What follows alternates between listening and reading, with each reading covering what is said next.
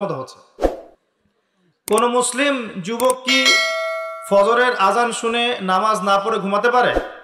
আবার দুপুর 12টায় ঘুম থেকে উঠতে পারে? দুপুর 2টায় নাস্তা করতে পারে? বিকেল সময়টা গার্লফ্রেন্ডের সাথে ঘুরতে পারে? আর সন্ধ্যাবেলায় বন্ধুদের সাথে আড্ডাবাজি করে, জুয়া খেলে, বারে সময় কাটিয়ে রাত্রে আবার এসে ইন্টারনেট চালাতে চালাতে 3টা 4টা 5টা বাজে, তখন ঘুমিয়ে যায়। এই হচ্ছে এখনকার যুব সমাজের আদর্শ। একটা অসুস্থ প্রজন্ম তৈরি করছি আমরা, অসুস্থ প্রজন্ম। বিগত মনে হয় 40-50 বছর থেকে একটা প্রজন্ম তৈরি হয়েছে বাংলাদেশে, স্পেশালি আমাদের মতো ইয়াং জেনারেশন যারা আছো, একটা অসুস্থ প্রজন্ম তৈরি হয়েছে। বাবাকে সালাম দিতে এদের লজ্জাবোধ হয়, ঘরে ঢুকে মাকে সালাম দিবে লজ্জা পায়, বাসা থেকে বের হওয়ার সময় দোয়া পরে বের হবে মনে থাকে না, চুলটা কাটবে রাসূল সাল্লাল্লাহু আলাইহি ওয়াসাল্লামের মতো না, ওদের আদর্শ নেই। ড্রেস আপ, গেট আপ, পোশাক আশাক হবে ইসলামিক লেবাস, ওদের লজ্জা লাগে, মনে হয় যেগুলো এই যুগে মনে হয় চলে না। যদি ঢিলা ঢালা পোশাক পরি তাহলে আমি পিছিয়ে পড়ব, এটা মনে হয়। তারপরে দেখা যায় পাপকে তারা খুব একটা পাপ মনে করে না। জেনা ওদের কাছে পাপ নয়, ফ্রি মিক্সিং ওদের কাছে কোনো পাপ নয়, ছেলে মেয়ের অবাধ মেলামেশা ওদের কাছে কোনো পাপ মনে হয় না, এটা স্বাভাবিক মনে হয়। গার্লফ্রেন্ড বয়ফ্রেন্ড কালচার ওদের কাছে স্বাভাবিক মনে হয়। মাদকদ্রব্য অলমোস্ট এভরিবডি ওই প্রজন্মের মাদক, সিগারেট, গাঁজা, ইয়াবা, ফেন্সিডিল এগুলোর সাথে সম্পৃক্ত। ম্যাক্সিমাই পর্নোগ্রাফির সাথে সম্পৃক্ত। প্রকাশ্য গোপনে মোবাইলে, ইন্টারনেটে, বাসায়, ল্যাপটপে সবাই পর্ন দেখছে বসে বসে।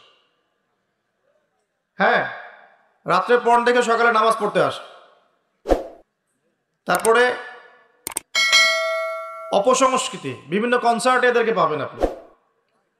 বিভিন্ন এই যে পিকনিকের মৌসুম চলছে এখন, উচ্চস্বরে গান বাজনা বাজাবে, হ্যাঁ, ওখানে মাদকদ্রব্য সেবন করবে, সারা রাত জাগবে, ওখানে পাবেন আপনি এদেরকে। রাত 3টা 4টায় অ্যালার্ম দিয়ে থাকে যে আর্জেন্টিনা আর ব্রাজিলের খেলা আছে, এই জন্যে তাহাজ্জুদ উঠতে পারে না। পড়াশোনা করছে, কি পড়াশোনা করছে আল্লাহ ভালো জানেন, এবং এই পড়াশোনাগুলো দিয়ে দেশেরই বা কি উপকার হচ্ছে আমি সেটা দিয়েও প্রশ্ন তুলতে পারি। কতজন বিজ্ঞানী তৈরি করেছি আমি, কতজন আইনস্টাইন তৈরি হয়েছে। উচ্চশিক্ষার জন্য বাইরে যাচ্ছি, ডিগ্রিগুলো অর্জন করে দেশে আসছি, এসে বলছি আল্লাহ বলতে কেউ নাই। একটা অসুস্থ প্রজন্ম তৈরি করছি আমরা। মোবাইল এডিকশন, স্ক্রিন এডিক্টেড, সারাদিন ফোন নিয়ে দেখবেন ব্যস্ত, এবং ফোনে কিন্তু ভালো কিছু করছে না, খারাপ কিছুই করছে। ফ্রি ফায়ার খেলছে, পাবজি খেলছে, ফোনে ফোনে জুয়াও খেলা হয় এখন, ফোনে এখন জুয়াও খেলা হয়। এক জায়গায় গোল হয়ে বসে আছে, জিজ্ঞাসা করবেন কেন, ইনভেস্টিগেট করে দেখবেন লুডো খেলছে। লুডো, এই লুডো নামে যে একটা গেম আছে আমরা জানতামই না, ভাবতাম যে একসাথে গোল হয়ে বসে কি করে এরা। একদিন এক যুবক বলল যে লুডো খেলে। একটা অসুস্থ প্রজন্ম তৈরি করেছি আমরা। এই প্রজন্মের হাতে দেশও নিরাপদ না। এই প্রজন্মের হাতে উম্মার কথা অনেক দূরের কথা, মুসলিম উম্মা অনেক দূরের কথা, দেশও নিরাপদ নয়। যারা এদেশকে গড়ে দিয়েছে তারা আমাদের মতো ছিল না, তাদের শৌর্য-বীর্য ছিল, গায়রত ছিল, ব্যক্তিত্ব ছিল। আমাদের দাদা পরদাদা, তাদের ব্যক্তিত্ব ছিল, গায়রত ছিল, শারীরিক শক্তি ছিল, মানসিক শক্তি ছিল। এখনকার প্রজন্ম দেখছেন অঙ্কে 80 নাম্বার না পেলে, একটা A+ না পেলে আত্মহত্যা করে ফেলছে। ভাবখানা এমন জীবনটাই নষ্ট হয়ে গেল। একটা A+ পায় নাই, আত্মহত্যা করে ফেলছে। ওর দ্বারা আপনি উম্মার বিজয় কামনা করছেন। একটা অসুস্থ প্রজন্ম তৈরি করছি আমরা। খুব গড় করে খেয়াল করে দেখেন আপনার আমার সন্তানদের জন্য কোন পরিবেশ রেখে যাচ্ছে। সবখানে পর্নোগ্রাফি। আমাদের সবার ফোনগুলোকে যদি এখন সার্চ করা হয় দেখা যাবে অলমোস্ট এভরিবডি এটার সাথে সম্পৃক্ত আছে, ইচ্ছায় হোক অনিচ্ছায় হোক। মাদকদ্রব্যের সাথে অনেকেই সংশ্লিষ্ট, এবং স্মোকিংটাকে ফ্যাশন মনে করি। স্মোকটা যে মাদক এটা বিশ্বাস করতে চাই না। খুব কম ইয়াং জেনারেশন পাওয়া যাবে যাদের অ্যাফেয়ার নাই, হারাম অ্যাফেয়ার, বয়ফ্রেন্ড গার্লফ্রেন্ড কালচার নাই, খুব কম পাওয়া যাবে। খুব কম ছেলে পেলে পাবেন আপনি যারা হারাম মিউজিক শোনে না। খুব কম ছেলে পেলে পাবেন যারা আপনাকে 10টা সূরা মুখস্থ বলতে পারবে। 10টা সূরা মাত্র, 10টা, চ্যালেঞ্জ করলাম, 10টা সূরা মুখস্থ বলতে পারবে না, খুব কম। আপনি খুব কম ইয়াং জেনারেশন পাবেন যারা 5 ওয়াক্ত নামাজ পড়ে মসজিদে এসে। ইয়াং জেনারেশনে খুব কম ছেলে পেলে পাবেন যারা বিশুদ্ধ করে কোরআন তেলাওয়াত করতে পারে।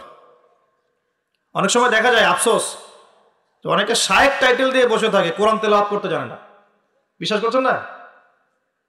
আমার সামনে বসায়, ওলামায়ে কেরামদের সামনে বসায় দিয়েন। বিশুদ্ধ করে কোরআন তেলাওয়াত করা শিখতে হবে তাকে আরো 1 বছর মক্তবে গিয়ে। তারপরে পড়তে হবে আরবি ব্যাকরণ, তারপর আরবি বালাগাত, উসুল, তারপরে আকীদা, হাদিস, ইবারত, ফিকহ, উসুল হাদিস, এই সাবজেক্টগুলো কভার করার পরে ইফতা দিতে হবে, ইফতা, তারপর হবে মুফতি। এত পড়াশোনার এখন প্রয়োজন হয় না, সবাই ইন্টারনেট শায়েখ। এখন বিশুদ্ধ করে কোরআন তেলাওয়াত করতে পারছে না, স্টেজে উঠে বলছে অমুক মুফতিকে ডাকো, তমুক মুফতিকে ডাকো, বাসে বসবো। এই ফিতনাগুলো বন্ধ করতে হবে। কনস্ট্রাকটিভ পড়াশোনা দরকার। আমাদের যুব সমাজের কতজন ছেলে পেলে বিশুদ্ধ করে কোরআন তেলাওয়াত করতে পারে, এটা জরিপ করে দেখেন। যারা পারে তাদের পড়াগুলোকে ওস্তাদদের সামনে শোনান, দেখবেন কতগুলো ভুল বের করা যায়। শুধু কোরআন তেলাওয়াতের কথাই বললাম, আর সিলেবাস তো অনেক গভীর। আজকে থেকে 10 বছর আগে মনে করতাম অনেক জানি, এই 10 বছর পরে এসে দেখছি যে আসলে এমন এক সাগরে ডুব দিয়েছে, আমি কিছুই জানি না এখন।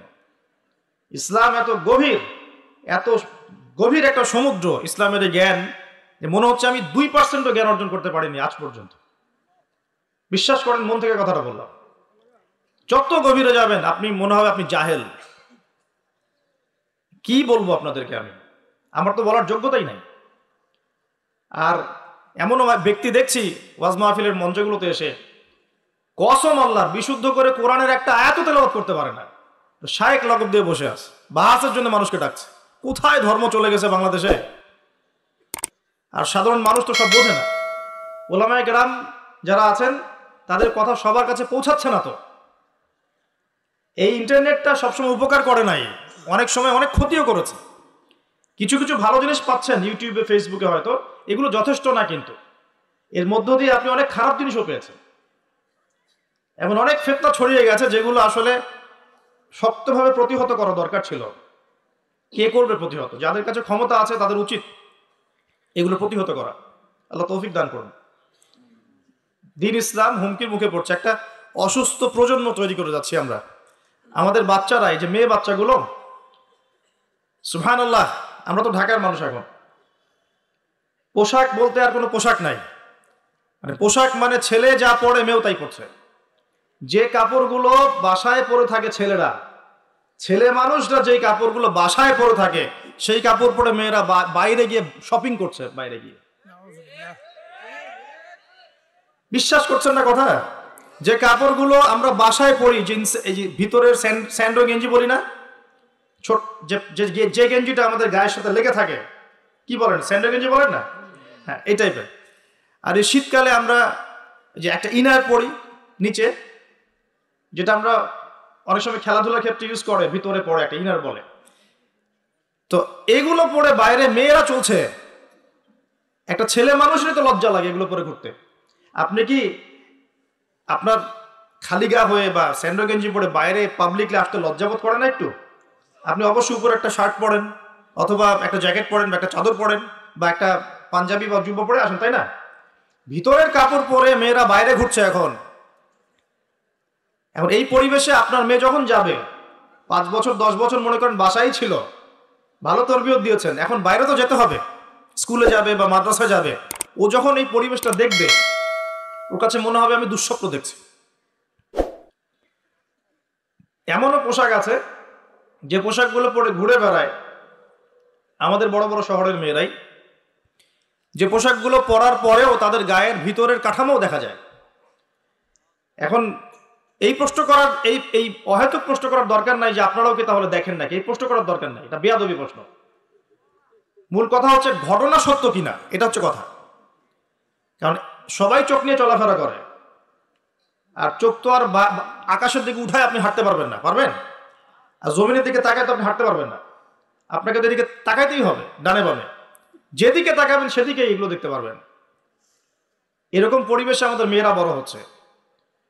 বিশ্বাস করেন, ম্যাক্সিমাম মেয়ে কোরআন বিশুদ্ধ করে তেলাওয়াত করতে পারে না, 5 ওয়াক্ত নামাজ পড়তে জানে না, ওযুর ফরজ কি জানে না। এমনকি এমন কিছু প্রশ্ন আসে আমাদের কাছে অনলাইনে যে ভাবি যে এত বেসিক প্রশ্ন মানুষ জানে না, এত বেসিক প্রশ্ন। মনে করেন প্রশ্ন করছে যে নামাজে সুবহান রাব্বিয়াল আ'লা এটা বাদ দিয়ে অন্য কোনো তাসবিহ পড়লে হবে কিনা। এটা খুব কমন একটা বেসিক প্রশ্ন না? এর উত্তর কে না জানে? তো কোন জায়গায় আছি দেখেন, একটা সময় ছিল, আমি হিস্ট্রির অনেক গভীর ছাত্র, আন্দালুসিয়া একটা সময় ছিল, ওই সময় প্রত্যেক ঘরে ঘরে একজন করে হাফেজা মেয়ে পাওয়া যেত। হ্যাঁ, ঘরে ঘরে শুধু হাফেজা না, মুহাদ্দিসা মেয়ে পাওয়া যেত। কোনো কোনো ক্ষেত্রে মেয়েরা ফকিহ হয়েছে। এখন দেখবেন বেসিক অজুর মাসআলা, গোসলের মাসআলা, হ্যাঁ, ফরজ গোসলের মাসআলা, নামাজের ফরজ ওয়াজিব, হায়েজ নেফাসের মাসআলা, এই বেসিক মাসআলাগুলো আমাদের তরুণ প্রজন্ম জানে না। অথচ এদিকে পড়াশোনা করেছে 20 বছর 25 বছর। কোথায় পড়াশোনা করলেন আর কি শিখলেন? আর এত টাকা পয়সা খরচই বা কেন করলেন এর পিছনে? আমরা তো বলছি না যে জেনারেল শিক্ষায় শিক্ষিত হবেন না, কিন্তু ইসলামিক শিক্ষাকে বিসর্জন দিয়ে কি জেনারেল শিক্ষায় শিক্ষিত হতে হবে? ইসলামিক শিক্ষার কোনো দরকার নাই, দুনিয়ায় সবকিছু। আর জেনারেল শিক্ষায় শিক্ষিত হয়ে আপনি কি সত্যি আপনার শিক্ষা দিয়ে দেশ এবং জাতির খেদমত করছেন, নাকি একটা সার্টিফিকেটের জন্য আপনি দৌড়াচ্ছেন? নিজের মনকে, বিবেককে প্রশ্ন করবেন সততার সাথে, আয়নার সামনে দাঁড়িয়ে, সত্যি কি আপনি আপনার জ্ঞান দিয়ে সমাজের কোনো খেদমত করেছেন কিনা, নাকি আপনি জ্ঞানটা অর্জন করতে চাচ্ছেন শুধুমাত্র একটা সার্টিফিকেট অর্জন করা, সার্টিফিকেট দিয়ে একটা জব না হলে বিয়ে হবে না, বিয়ে না হলে মেয়ে দিবে না, মেয়ে না দিলে আমি তো জীবনে কিছুই করতে পারলাম না। এই তো জীবন চক্রটা তো এমনিই চলছে। তরুণ প্রজন্মকে আমি প্রথমে রিকোয়েস্ট করব যে একটা আয়াত দিয়ে আলোচনা শুরু করেছি। প্রিয় ভাইয়েরা এবং বোনেরা, আল্লাহ পাক বলেছেন ওয়ামা আতাকুমুর রাসূলু ফাখুযু। আল্লাহর আদেশ এটা, যখন আল্লাহ পাক কোনো আদেশ করেন সেটা কিন্তু ফরজ হয়ে যায়। আল্লাহর আদেশ কি হয়? আল্লাহ যখন কোনো আদেশ করেন সেটা কি হয়? ফরজ। আল্লাহ পাক বলেছেন ওয়ামা আতাকুমুর রাসূল ফাখুযু। রাসূলুল্লাহ সাল্লাল্লাহু আলাইহি ওয়াসাল্লাম যা তোমাদেরকে দিয়েছেন, যে সুন্নাহগুলো দিয়েছেন সেগুলো গ্রহণ করো। ওয়ামা নাহাকুম আনহু ফান্তাহু। রাসূল যা থেকে নিষেধ করেছেন দূরে থাকো। দুটো জিনিস পাচ্ছেন, যা দিয়েছেন নিতে হবে, যা নিষেধ করেছেন ছাড়তে হবে। শুধু যা দিয়েছেন নিব, যা নিষেধ করেছেন ছাড়বো না, এটাও কিন্তু হলো না। যা দিয়েছেন নিতে হবে, যা ছাড়তে বলেছেন কি করতে হবে? ছাড়তে হবে। আপনাকে দাড়ি ছাড়তে বলেছেন, ছেড়ে দেন। গোফ কেটে ফেলতে বলেছেন, কেটে ফেলেন। দুটোর উপর আমল হয়ে গেল। ঘুমাচ্ছেন আপনি, কেন মিউজিক শুনতে শুনতে আপনি কানের মধ্যে হেডফোন দিয়ে ঘুমিয়ে যাবেন? এটা কি রাসূলের সুন্নাত হলো নাকি? সুন্দর করে ওযু করবেন, এই রাত্রে থেকে আমল শুরু করেন ইনশাআল্লাহ। আজকে থেকে সুন্দর করে ওযু করবেন, যদি পসিবল হয় সূরা মুলক তেলাওয়াত করবেন। কোন সূরা? তাবারাকাল্লাযী বিয়াদিহিল মুলক ওয়া হুয়া আলা কুল্লি শাইইন কাদির। এই সূরাটা রাতে তেলাওয়াত করতে বলেছেন আল্লাহ পাক, খেয়াল করে দেখেন। এবং ফজিলত বলা হয়েছে এই সূরার তেলাওয়াত ইনশাআল্লাহ আপনাকে কবরের আযাব থেকে বাঁচাবে। এটা হাদিস আছে কিন্তু। আর একটা লিংক আপনাকে দেই, একটু মনোযোগ দিবেন। লিংকটা হচ্ছে আল্লাহ পাক কোরআনের আয়াতগুলোকে তুলনা করেছেন আকাশের তারার সাথে। কিসের সাথে? আকাশের তারার সাথে। আকাশের তারা কি করে? শুধু কিন্তু সৌন্দর্য বৃদ্ধি করে না, আকাশের তারাগুলোকে যদি মিলাতে পারেন সঠিকভাবে, আপনি পথ খুঁজে পাবেন। কি পাবেন? পথ বা রাস্তা খুঁজে পাবেন। আর কি সমস্যা? যদি আপনি কোরআনের আয়াতগুলোকে মিলাতে পারেন, আকাশের তারা মিলালে যেমন পথ খুঁজে পাবেন, ঠিক একইভাবে কোরআনের আয়াতগুলোকে যদি মিলাতে পারেন তাহলে আপনি হেদায়েত খুঁজে পাবেন ইনশাআল্লাহ। তাহলে এখানে একটা মিল আছে না?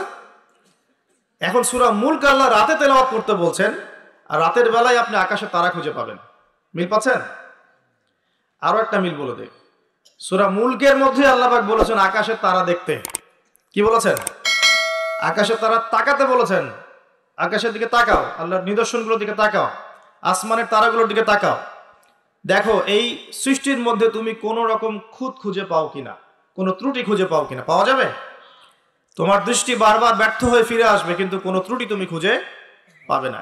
দেখেন আল্লাহ পাক বলছেন কোরআনের আয়াতগুলো পথ দেখাবে, ঠিক যেমন আসমানের তারাগুলো পথ দেখায়। আবার আল্লাহ পাক রাতের বেলায় সূরা মুলক তেলাওয়াত করতে বলছেন, যেই সূরার মধ্যে তারা দেখার কথা আছে। মিল পাচ্ছেন? রাতের বেলা সূরা মুলক তেলাওয়াত করতে শেখেন অথবা মুখস্থ করে ফেলেন। মুখস্থ করতে পারবেন না ইনশাআল্লাহ? কয়টা আয়াত এখানে? কয়টা আয়াত বলেন তো? 40টা। কয়টা? আস্তাগফিরুল্লাহ। কয়টা আয়াত? 30টা। কয়টা আয়াত? 30টা। নবীজি বলেছেন কোরআনে একটা সূরা আছে 30 আয়াতের। কত আয়াতের? 30 আয়াতের। এই 30 আয়াতের সূরা তার পাঠকের পক্ষে ঝগড়া করবে, আল্লাহ পাকের সাথে কথোপকথন করবে, বলবে যে আল্লাহ আমার পাঠকারীকে তুমি মাফ করে দাও, জোর দিবে। মানে এটা আল্লাহ পাকের ইচ্ছাতেই হবে এবং আল্লাহ পাক তার কথা শুনবেন এবং তাকে মাফ করে দিবেন ইনশাআল্লাহ।